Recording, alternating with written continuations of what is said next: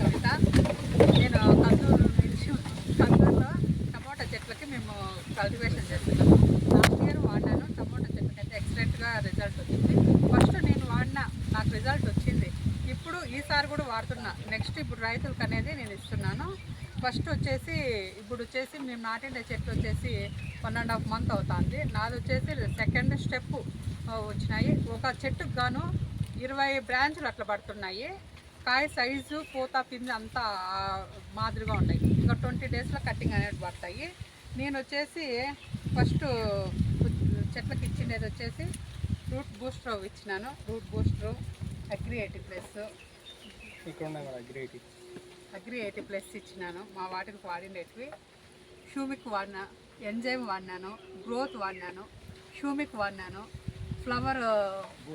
Flower boon వాడినాను. స్ప్రేయింగ్కి వచ్చేసి క్రాప్ కేర్, ఫంగీ కేరు కిట్లు వాడినాము. కాయ సైజ్కి వాటికి వచ్చేసి ఫ్రూట్ అండ్ వెజ్ బూస్టర్ వాడినాను.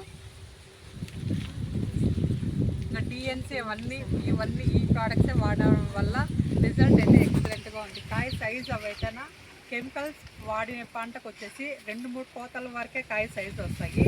ఈ ప్రోడక్ట్ వాడిన దానివల్ల 15 కోతల దాకా కూడా కాయ సైజ్ అనేవి వస్తాయి. కాయలు కూడా బయట పెట్టినా కూడా కాయ సైజ్ తగ్గదు, చెడిపోవు, కుళ్ళిపోవు. అట్లా టేస్ట్ కూడా బాగుంటాయి.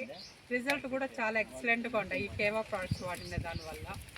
ఇప్పుడు కూడా వాడుతున్నా. ఇంకా రైతులకు కూడా చాలా ఆల్మోస్ట్ ఆల్ అగ్రికల్చర్ ప్రోడక్ట్స్ ఎక్కువ రిఫర్ చేస్తున్నాను నేను. Thank you. అయితే మీరు కెమికల్స్